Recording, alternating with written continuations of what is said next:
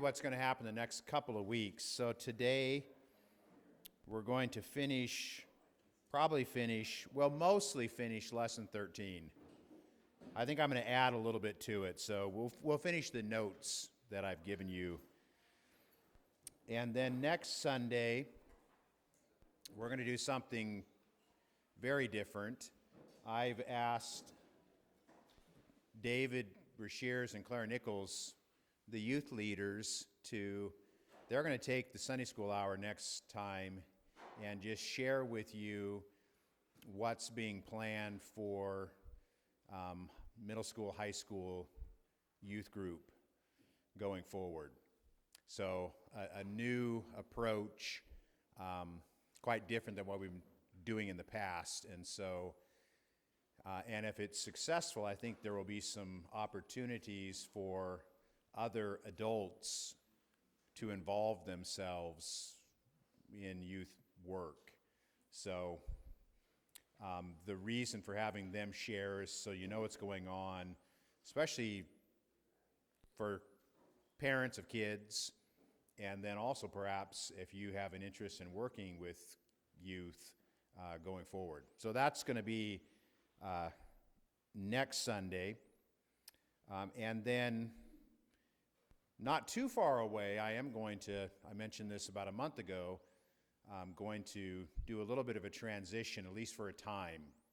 And that'll be still doing worldview updates every Sunday, but along with that, showing you a video-based curriculum on the Protestant Reformation and the life of Luther in particular, and how Luther's life influenced the Reformation, and then focusing also on the doctrine of justification by faith, because that was the major theological fight. Well, there were a number of theological fights, but that was one of the big ones at that time.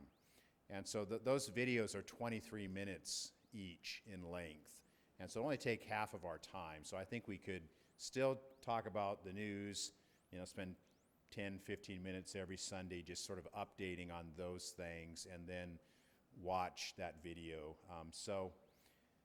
Because again, as I think about what the church needs going forward, and I don't mean Stanfield Baptist Church only, I mean the church in the United States, I think we need to know what's going on in terms of worldview, but I also think we need to know our own story.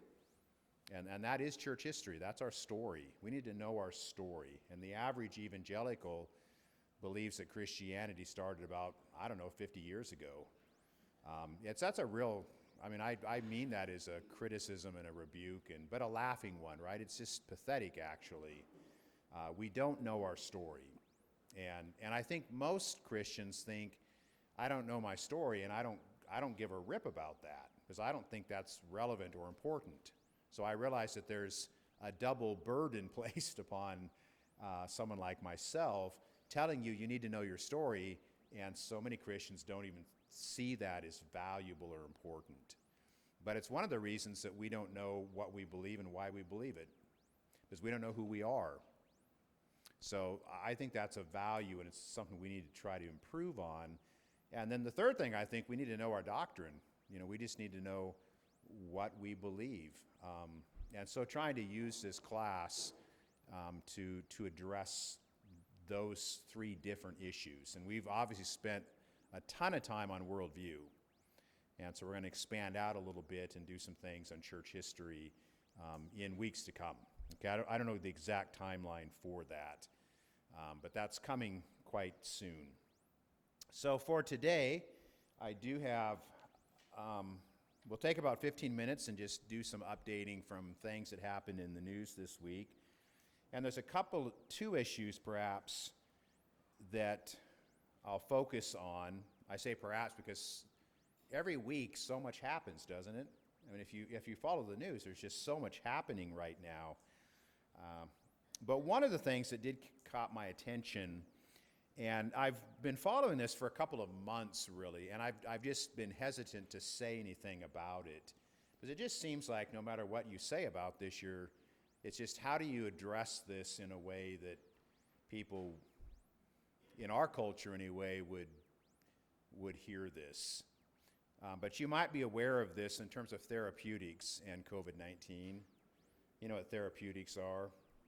The monoclonal antibodies and the various treatments that have been developed over the last couple of years to treat COVID-19.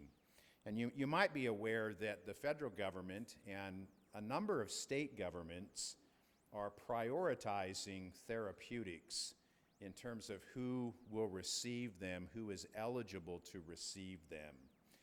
And the short word on this is that most of you, and including myself, Hobbs, you would be an exception to this because of your skin color. I mean, if Hobbs needed a therapeutic because he got really sick with COVID-19, in many parts of the United States, he would receive that therapeutic over me. Even though that doesn't really make any sense, does it? It does to you? See, I don't think it does make any sense because Hobb is 17 years old, is healthy as a horse, and is virtually almost immune to serious complications from COVID-19, whereas older folks are less immune. And, you know, I've been vaccinated and so forth, and you all know that. I'm not opposed to the vaccinations. I've always been opposed to the mandate, but not to being vaccinated. But it's wokeism. You know, woke, the word woke means politically correct, essentially. And this has been applied to the distribution of therapeutics so that if you have the right skin color, you are more eligible than if you're white. And so there's, in various locations, there's various systems for how this is rated. So if you have high blood pressure, you might get 1 point, but if you've got more melanin, or what am I trying to say? Your skin pigmentation is darker, you'll get 2 points. And so let me just read, I wrote a few things down here. One issue in the news in recent weeks concerns the effort in several states as well as the federal government to prefer minorities for receiving COVID-19 therapeutics. So instead of being treated as an individual, and this gets into the bigger issue of so many of critical race theory and instead of being treated as an individual, everyone is lumped into competing groups and assigned blame, guilt, or merit based upon their group identity. So as a white male, I am held responsible for what people who looked like me did in the past to minorities. Okay? And that's true in our culture increasingly, isn't it?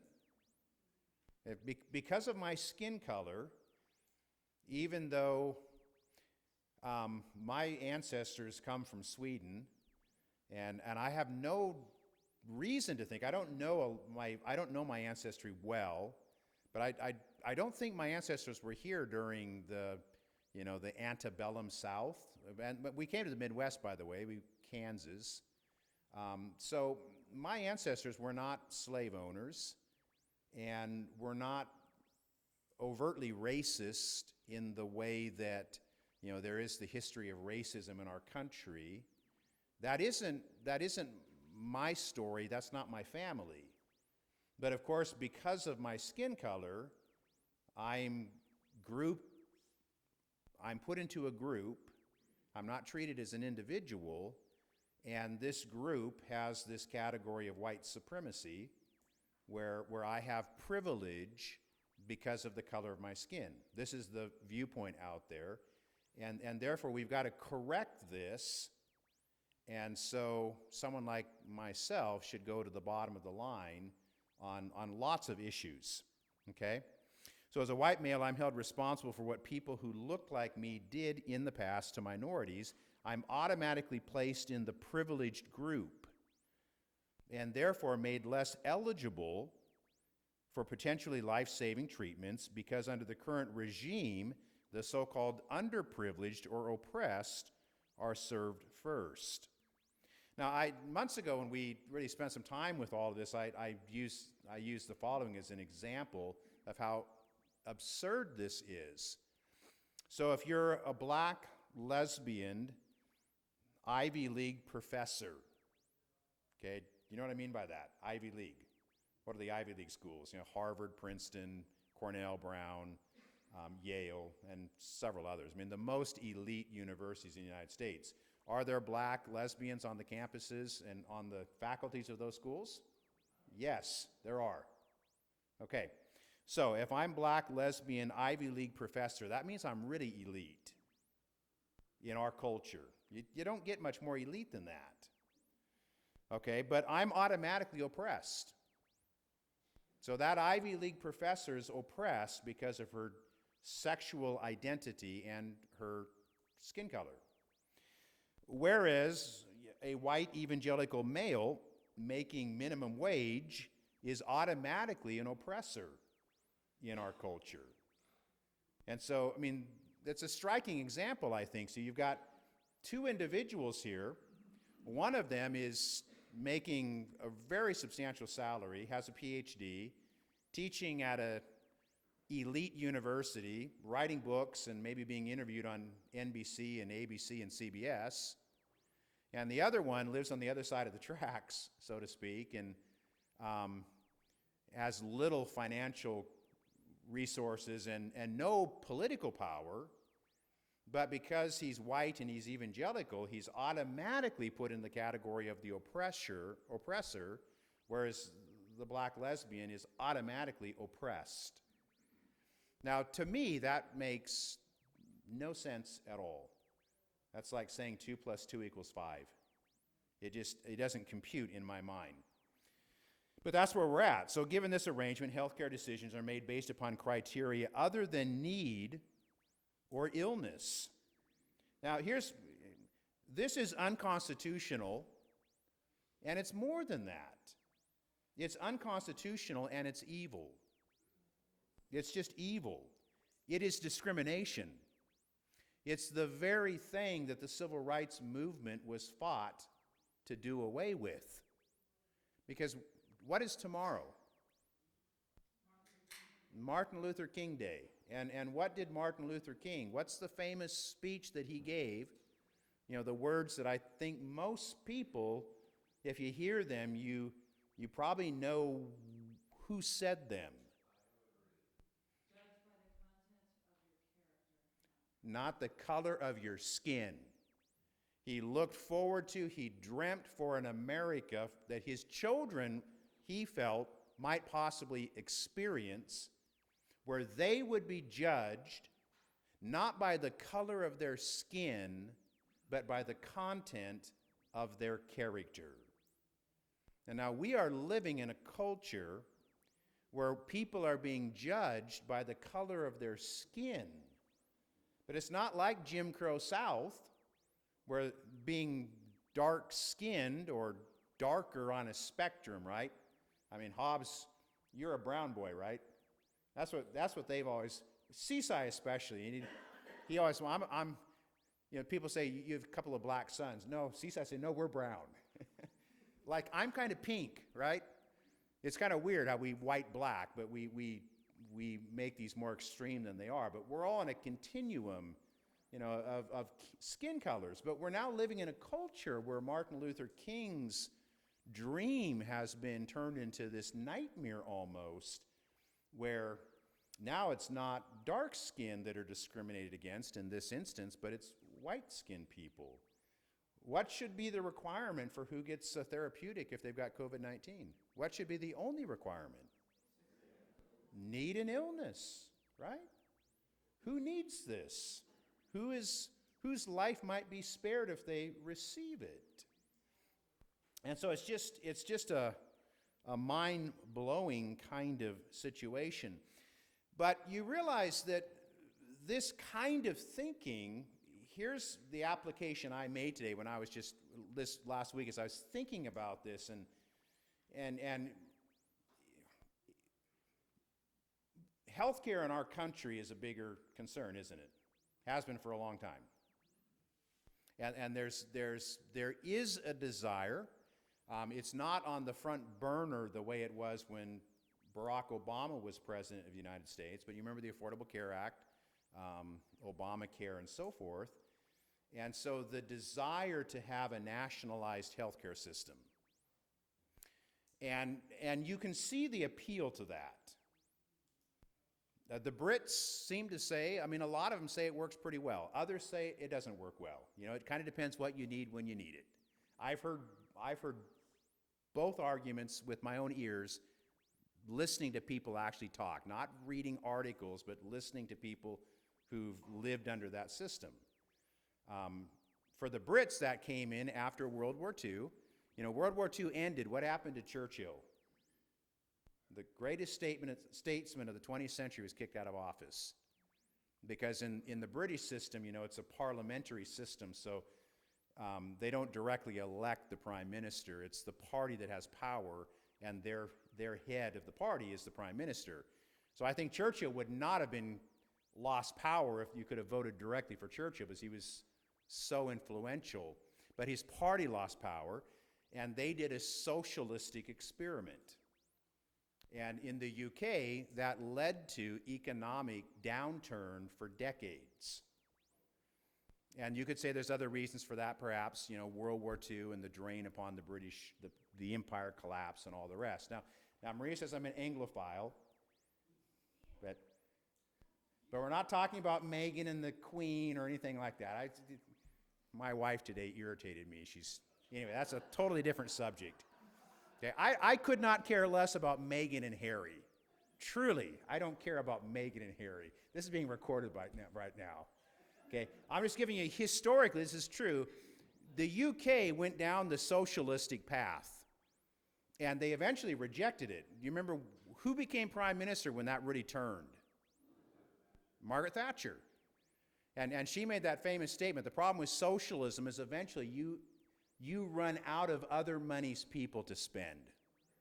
Okay? What? What did I say? Yeah, other people's money. You run out of other people's money to spend. Okay? By the way, if our government collapsed and you were assigned to the task of writing a new constitution, okay? And your constitution can have 10 rules. Would any of you include thou shalt not covet as one of those 10? I suspect not, right? I mean, we don't think in those terms, but think about this for a moment, what coveting has done in our culture. In World War II, there was an Austrian by the name of Adolf Hitler who coveted Eastern Europe. And he murdered 6 million Jews and 6 million other people and led to the world's worst war because of covetousness. He wanted what other people legally possessed. And he said, I'm just going to take it. And there are people in this country who will elect government officials to take from other people in order to give to a third group. And really, that is rooted at some level in covetousness. I want what other people possess. And so it's just interesting, the 10 Commandments, one of them is thou shalt not covet. And yet to us, I think we don't even consider how significant that actually is. Now, I'm on a rabbit trail. To get back to my point,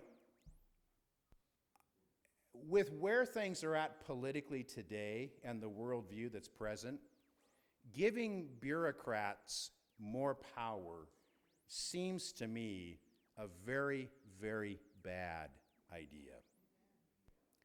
Okay, so if you went in the direction of a nationalized healthcare system,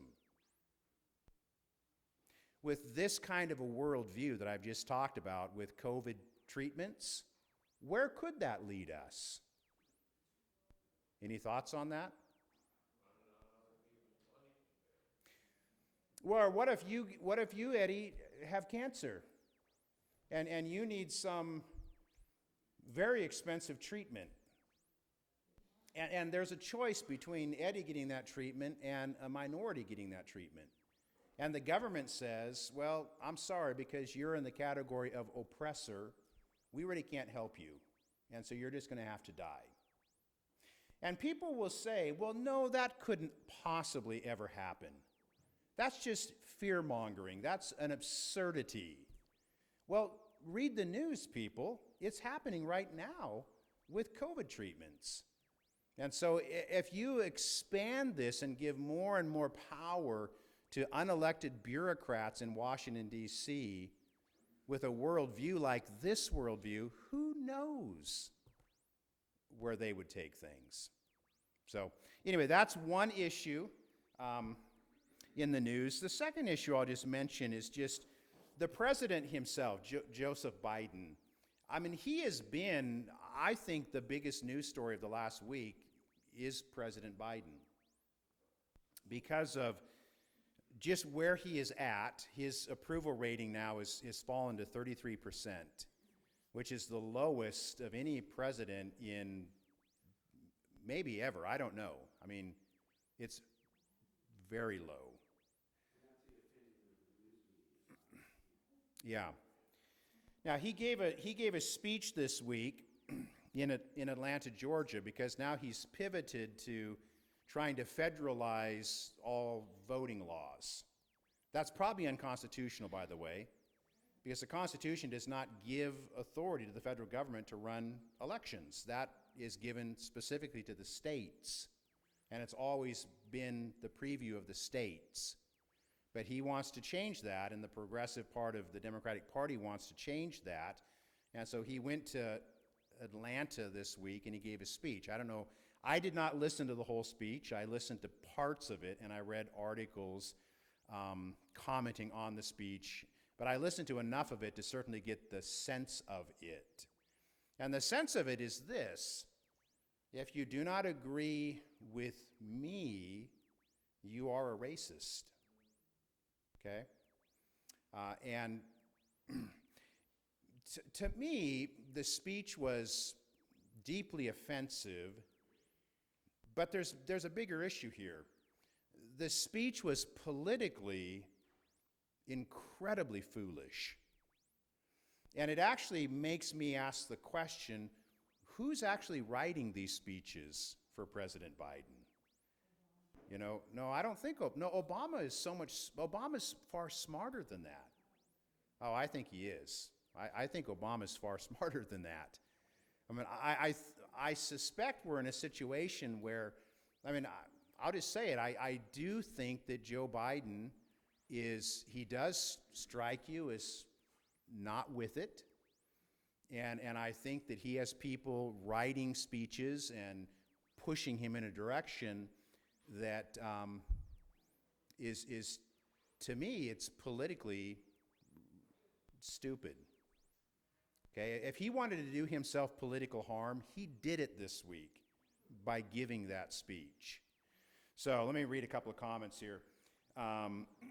You know, I write here, these are my words to myself, comment on Biden's speech on voting rights and the absurdity of it all.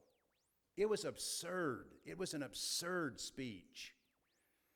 The only mandate, what was President Biden's mandate, do you think? If he was given a mandate, what was his mandate? He won an election. I think he did. I realize that some of you, I think he won that election. I'm not going to argue that. I don't want to argue that. That's in the past, whatever. I think he won the election. So he has a mandate of sorts, but it's a very narrow mandate because he actually lost seats in the House, but you know, the Democrats control the House. The Senate is 50-50, but Kamala Harris breaks the tie, so they do control both houses of Congress. If he had a mandate, what would it be? Unify the country. I think that Republicans, Democrats, Independents could all agree that, in a sense, President Biden was elected to unify the country. Now, you might totally disagree with this, but Trump was a divisive figure. I don't know how anybody can disagree with that. Love him, hate him, he was a divisive figure. Donald Trump is a narcissist. He is. Now, he has a lot of company in Washington, D.C. He does. Because there's a lot of narcissists in Washington, D.C., okay? But coming out of the turbulent years of the Trump administration, you can give all kinds of reasons for that. Was he treated fairly? I don't think so. You know, the whole election Russia thing, that was It's pretty much now proven that was just a hoax. So did they sort of almost militarize Donald Trump? I think they kind of did. Yeah, they made him angry. But coming out of all of that, Biden comes in, and he has an opportunity to be an elder statesman and to unify the country. I think that's the only true mandate you could say that Biden was given. Has he done that? No, he has done the entire, you couldn't be more opposite of that. And to me, that's where Biden at this point in his life is can I say it? I mean, he's a foolish politician. He just is. He's doing everything in his power to just make himself a one-term president. And I'm not sure he recognizes this, because I think he's so under the influence of, people on the far left within his administration. So to me, the speech it revealed the absurdity of his administration. So the only mandate President Biden was given was to help unite the country, and that is precisely what he has failed to do through his far-left policies and his incredibly divisive rhetoric. The message is that if you don't agree with him, you are Jefferson Davis, George Wallace, part of Jim Crow 2.0, a traitor and a racist. If you listen to the speech of this last week, he basically said at least half of the United States, his fellow citizens. Because who is Joe Biden at the end of the day? He's a citizen. Because presidents are citizens. He called half of his fellow citizens traitors and racists because they happen to not agree with him on a bill for voter rights. And he went to Georgia to say all that he said, because all of the pressure upon the state of Georgia. But it's been pointed out that voting rights in Georgia are more liberal than they are in Delaware, which is the president's home state. And so in the last week, another part of the absurdity of all of this is that facts simply don't matter much anymore to many, many people. The fact that this is a republic, it's one of the most democratic societies in the world, that we have free and fair elections, just doesn't matter to people anymore. And so we've got to nationalize this entire system. You know who Peggy Noonan is? She was a speechwriter in the Reagan administration. She also writes for the Wall Street Journal, and she's sometimes on NBC, ABC, kind of the legacy media. She is a conservative, but I want to read you just a couple of quotes from her this last week. So Wall Street journalist Peggy Noonan wrote a piece in the Wall Street Journal entitled, "Biden's Georgia speech is a break point." And by the way, who's been criticizing his speech this week? Yeah, I mean, Republicans have criticized it heavily, but it's just not Republicans. I mean, Dick Durbin criticized the speech. You know who Dick Durbin is? He's a senator from Illinois. He's a Democrat. He's about as liberal as they get. Al Sharpton criticized the speech. Okay? So she's calling it a break point because he is unifying the country against him with his rhetoric. So while attempting to appeal to his base, he might have united the rest of the country against him. Quote, "The speech itself was aggressive, intemperate, not only offensive, but meant to offend. It seemed prepared by people who think there is only the Democratic Party in America. That is, everyone else is an outsider who can be disparaged. It was a mistake on so many levels," she wrote. By the end, he looked like a man operating apart from the American conversation, not at its center.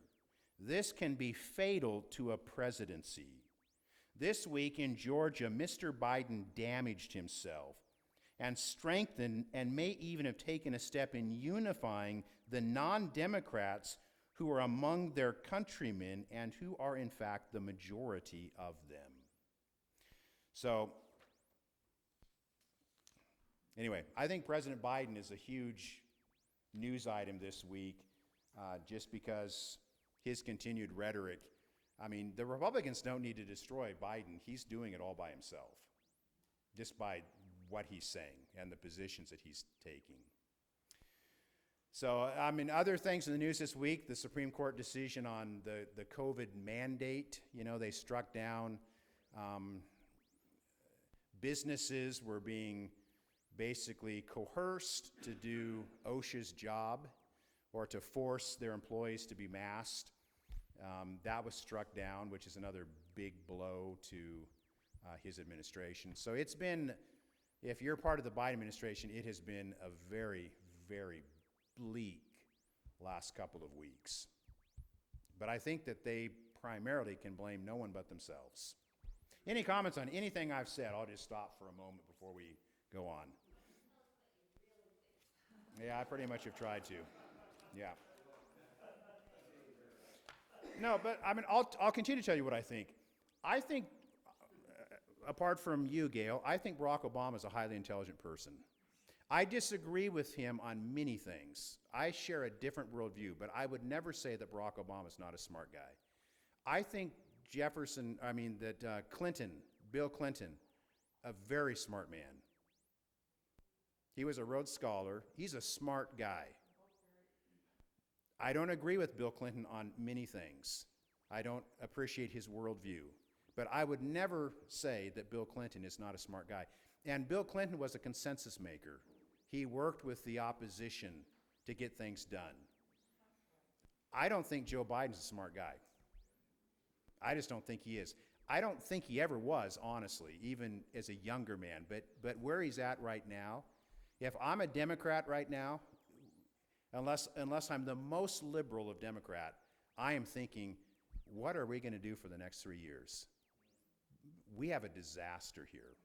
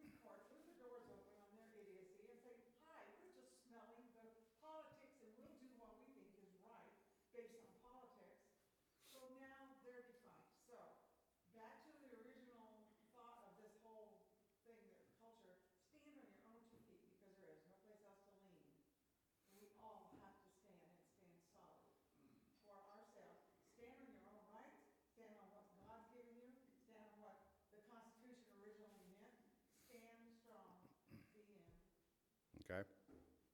Looks like the news article about in New York, armed robbery is now going to be a misdemeanor. It's no longer a felony. So if you defend yourself, you will no longer be incarcerated or arrested.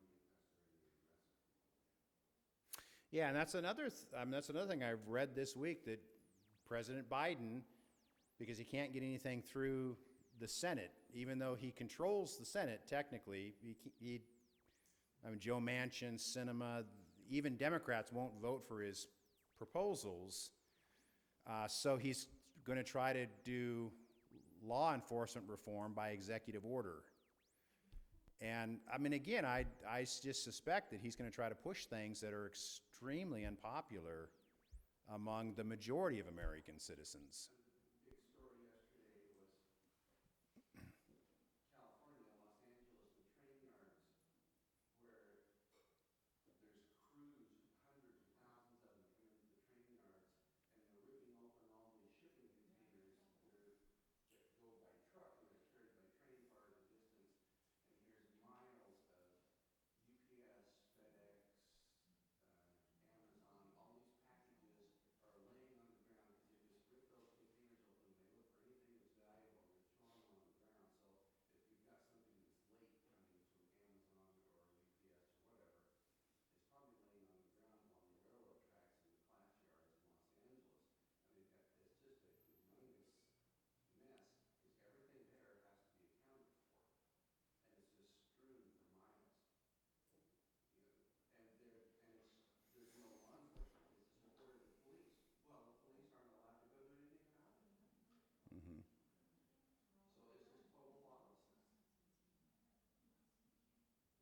On a more hopeful note, I guess you'd say Youngton is the governor now in Virginia, and he seems to be taking pretty swift action on a variety of issues that, from a more conservative worldview, is going to be interesting to watch how that plays out.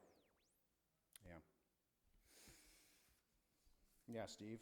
I'm curious what the ICU admission breakdown is, like white versus colored. Do you have that? I have no idea. I do know that the African American population has been more hesitant to be vaccinated than the white population.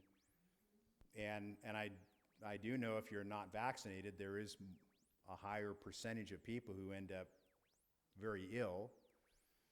And so that would actually lend you to think that, minority illness from COVID-19 might be more severe because of vaccination rates primarily. But I don't have any numbers.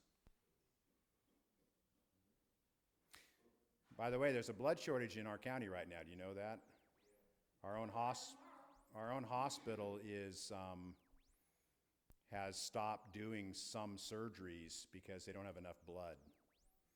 So if you want to help our community, a good way to do that would be to go give blood. You can take white, male, conservative blood. They do. I gave blood last week. And they also accept blood that's been vaccinated. I've heard someone say that. Well, they'd heard a rumor that if you'd been vaccinated that they won't take your blood. They do take your blood. So they do ask the question, yes. They also asked the question. I gave blood last week, and I sat down and they asked me, how did they word this? How did they state it? They basically asked me if I were male or female. They didn't say it that way. They didn't say, are you male or female? Yeah, they said, it was more like that. Do you identify as male or female or man or woman? And I chuckled and answered their question. But I mean, I'll be honest with you. I find that question, I found it offensive. I mean, you have to ask me if I'm a man? I mean, really? I mean, I know I do have a pink phone case, but I am a man. But I chose to be kind and just answered their question. But so yeah, but that's part of the worldview we're living in, right?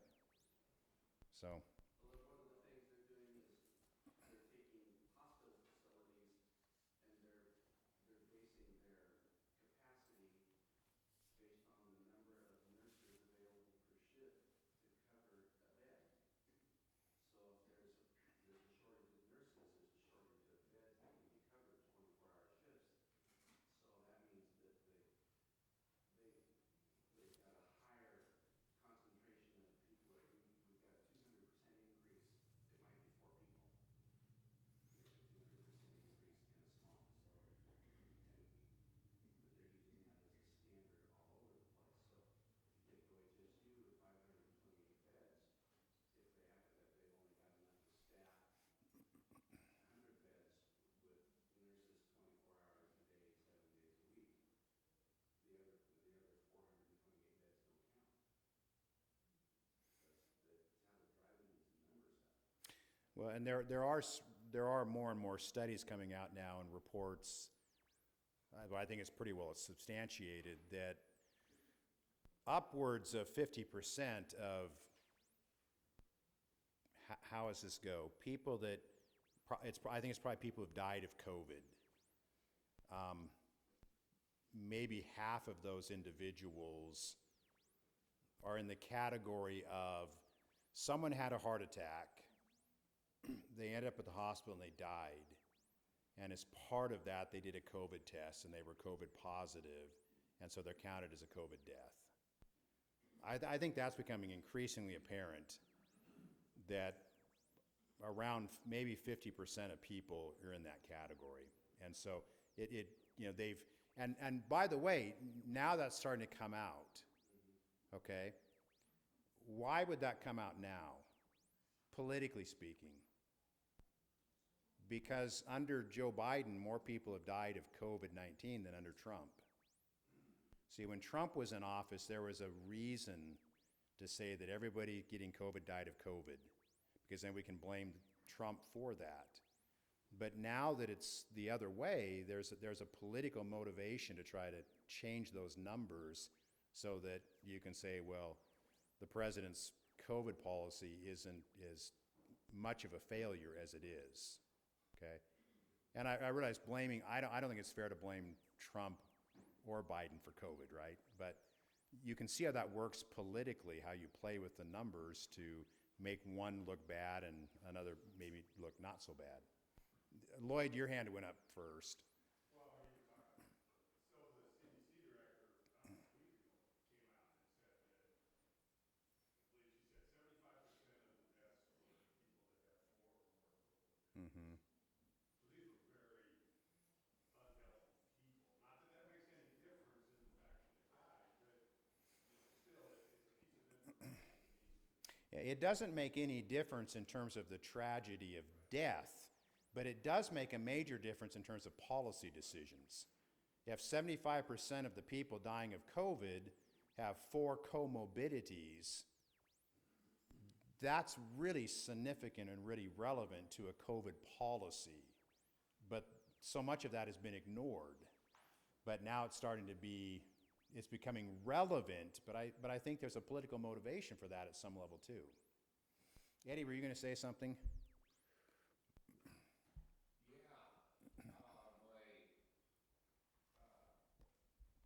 Brother-in-law died in Mexico of a motorcycle accident. He was in the hospital about 4 days before he expired. And they came to his mother, who was my mother-in-law, and offered her 5,000 pesos if he'd put down that he died of COVID. Which 5,000 pesos is only about $300. Mm-hmm. That's quite a bit. But at least she had enough character to, and she needed the money, to not do it. So apparently the World Health Organization is, paying these people, or paying somebody for COVID. If you die of COVID, you get more money or something. And why would they do that? There's something going on there. Mm-hmm. She had signed a waiver saying he died of COVID, but it was clearly a motorcycle accident. Yeah, that's really interesting. That's Mexico, not the United States, and that's anecdotal. It's anecdotal evidence in that it's one person's story, but it's very interesting, isn't it? Yeah. And it has the ring of truth because it's coming from your mother-in-law, right? It's not something you read in a salacious news article. It's something you know the source. So she was offered money if she would say, my son died of COVID. Yeah. And of course, the hospital was wanting to give her money because the hospital undoubtedly would receive money. And so everybody wins if it's a COVID death. Except truth. I mean, truth doesn't win. But, yeah. Yeah. Yeah. All right, well, you're the last one. Then we're going to go on with the lesson.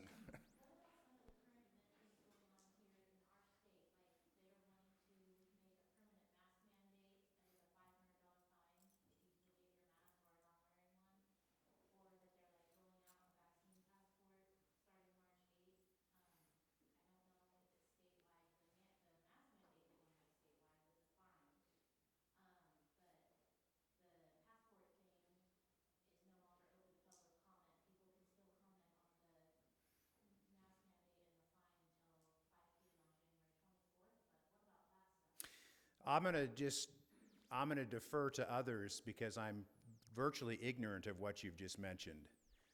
I follow national news. I don't have a lot of sources for more local news. I visited Kate Brown's website, and I haven't read any of those things on her website of late. I've heard these things from other people. I don't know the truth or falsity of it. Lloyd was about to comment, so maybe he knows more than, I was just gonna ask whether it's coming out of the governor's office or whether it's coming out of an emergency You session. can, I don't know if it's from her office, but it's Oregon Health Authority. And that apparently every 6 months they have to go and revisit everything. And so instead of having to have these, Basically the governor's office. have these meetings, they just wanna make it permanent on, the mask mandate for Oregon. And what did you hear? Now, I have heard that, yeah, I'm gonna say I don't know a lot about it, so I'm probably just better to keep my mouth shut. I mean, obviously, though, Oregon, we do know this, that on the progressive liberal spectrum, Oregon is, I mean, I should say the progressive conservative, Oregon is far, far left. So, But I think it's important, if we can still give comment until the 24th, we need to figure that source out and make some comments, I think. Because I didn't know that. yeah, I agree. yeah, and at least, I mean, here's just something to throw out, whether it's, I'm not a medical person, so maybe I'm mistaken and wrong to say this, but the Omicron variant, it seems like everybody agrees that it's very contagious, but it's less virulent. You don't get as ill with it, right? Everybody agree with that? In other words, if you want to get to herd immunity, this is a good opportunity to do that. I mean, maybe Omicron is a good, for most people, maybe it's a good thing if they get the illness, because then they have some natural immunity, and maybe that would be a way out of this.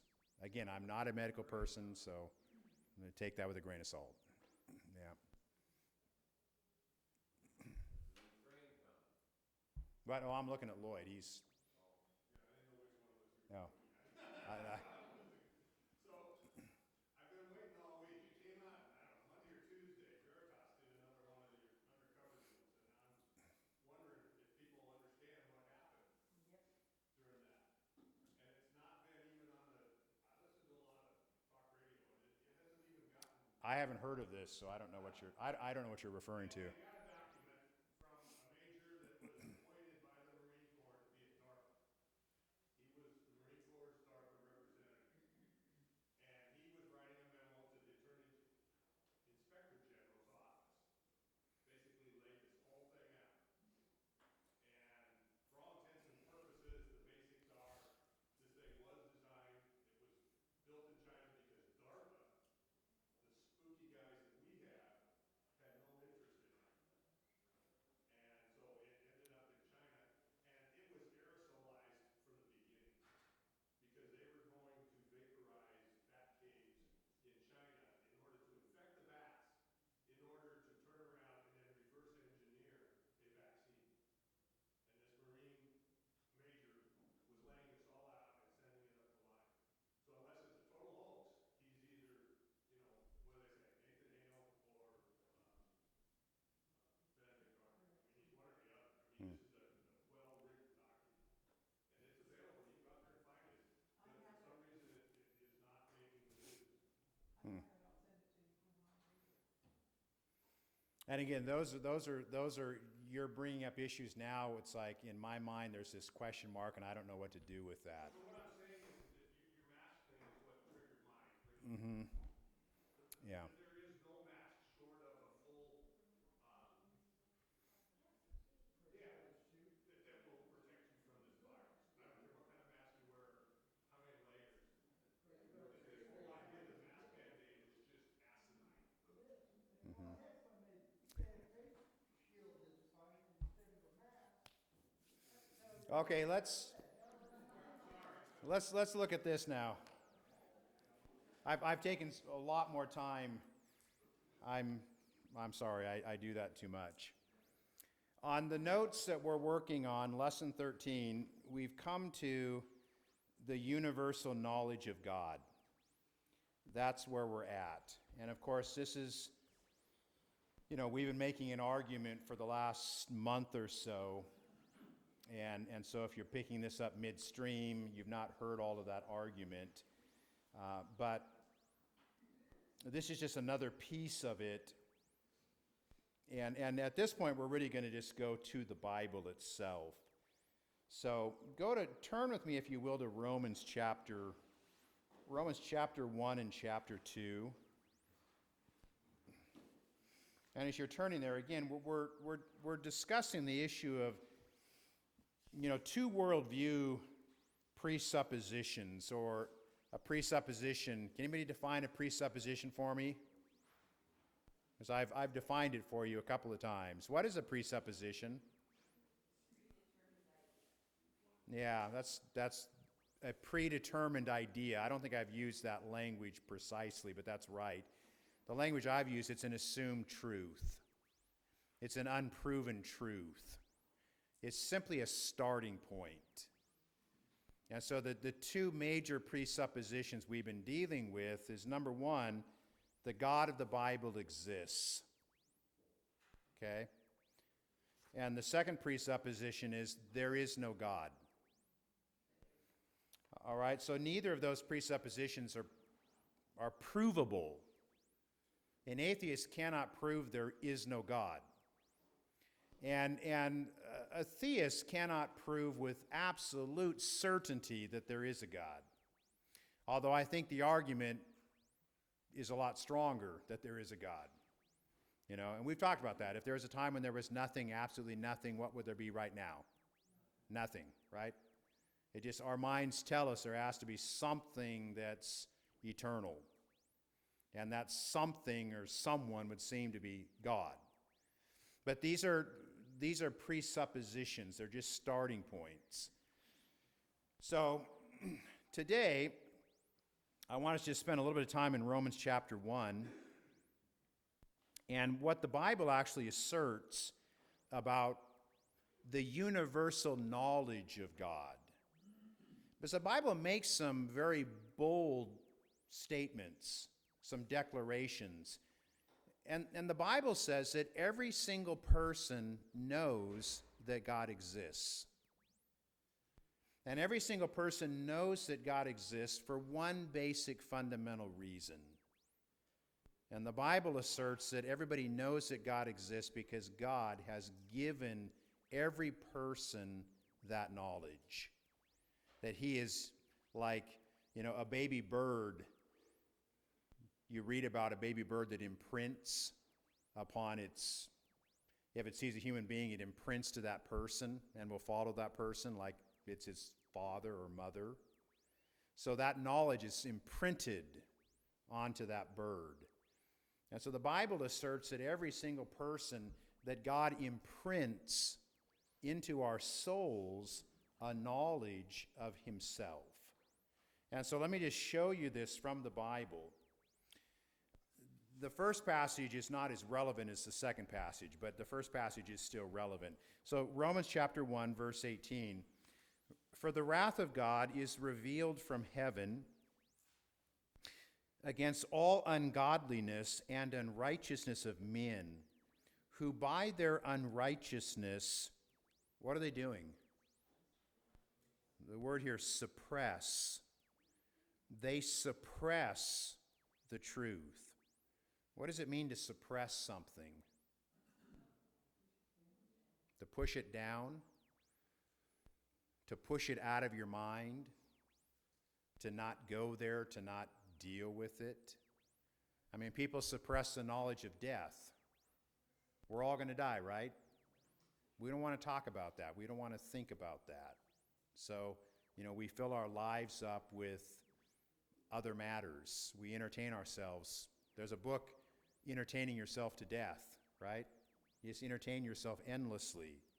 So there are certain hard truths that we know that they're true, but we don't want to deal with it.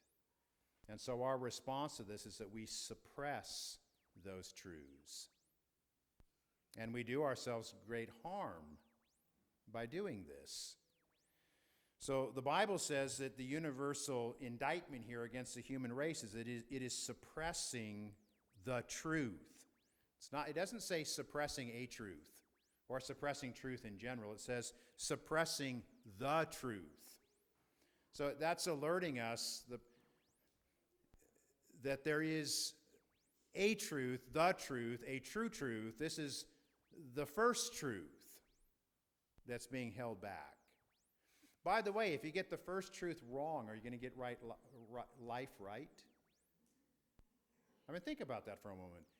If you get the first fundamental truth wrong, are you going to get your life right? You're not, are you? I mean, you're going to start fundamentally at the wrong place, and there's consequences for what you believe. Verse 19, for what can be known about God is plain to them because God has shown it to them. For his invisible attributes, namely his eternal power and divine nature, have been clearly perceived ever since the creation of the world in the things that have been made, so they are without excuse. For although they knew God, they did not honor him as God or give thanks to him, but they became futile in their thinking, and their foolish hearts were darkened. Claiming to be wise, they became fools and exchanged the glory of the immortal God. Now, those verses are an indictment upon the human race, aren't they? It's saying we suppress truth, we do so deliberately, we do so knowingly. And there's a lot of language in this passage how God has clearly spoken. God has clearly revealed himself so that people are without excuse. The second passage is in chapter 2 of Romans, chapter 2 beginning in verse 13. And the context here is, what about people who don't have access to the law of God? You know, you don't have the Bible, or you don't have the Ten Commandments. Do such people know right from wrong? And Paul addresses that specifically here. He says, chapter 2, verse 13, for it is not the hearers of the law who are righteous before God, but the doers of the law who will be justified. For when Gentiles who do not have the law by nature, so he makes an argument here by nature, do what the law requires, they are a law to themselves, even though they do not have the law. They show that the work of the law, notice these words, is written on their hearts, while their conscience also bears witness, and their conflicting thoughts accuse or even excuse them on that day when, according to my gospel, God judges the secrets of men by Christ Jesus. And so the knowledge of right and wrong, the knowledge of the law of God, is written on every human heart. And therefore, with the knowledge of the law of God, there is also knowledge of the lawgiver himself. And so these passages are making the argument that everybody knows that God exists. One passage from the Old Testament, Psalm 19, and then we're going to have to end for today. Psalm 19 says, verse 1, the heavens declare the glory of God, and the sky above proclaims his handiwork. Day to day pours out speech, and night to night reveals knowledge. There is no speech, nor are there words whose voice is not heard. Their voice goes out through the earth, through all the earth, to the ends of the world. And so again, this is talking about, we have categories. We have special revelation, which is God revealing himself through Scripture. Special revelation is Scripture. We also have natural revelation, where God is revealing himself through what he has made. And this passage is saying there is something called natural revelation, and God's glory is displayed. It's a speech, there's a speech of sorts. It's not verbal speech, it's nonverbal, but it's speech, and it goes forth, and it resonates, and it communicates. Okay? So, I think you have a fill in here. Let me read this to you. The Bible argues that every person knows that God exists because God has implanted a knowledge of his existence in our hearts. This means that atheism is not primarily an intellectual problem. It is a moral problem. People deny the existence of God because they do not want to believe in him. Does that make sense? I mean, R.C. Sproul writes in one of his books, he lectured at Harvard. He was invited to lecture to the Atheist Club. You imagine that? And he came in and he began his talk. He said, my problem is not to convince you that God exists because you all know that he exists. He said the problem here is not an intellectual problem primarily, although that's how you present yourself. The problem is a moral problem. It's not a problem of your mind, it's a problem of your hearts. You don't want to believe in God, and therefore you suppress the knowledge of God. Now, I have no doubt that R.C. went on to make, philosophical and intellectual arguments for the existence of God, but he started by showing his cards and just going to the Bible and saying, the Bible says that everyone knows that God exists. And so what we're doing is just denying what we know to be true. And I believe that. I believe that. That's a core, it's biblical, I believe it, but I just believe it too. I think it's true. I think people don't want to believe in God because they know that they're accountable to God, and they suppress that truth. Okay? So we're going to end there today. We didn't make a lot of progress on this, but I guess that's okay. If nothing else, I don't know if anybody agrees with me here in the room today, but if you do, at least hopefully you go away thinking, well, that was interesting. He's wrong on all sorts of stuff, but at least it was interesting. Okay? So do I have someone who will close in prayer? Alan?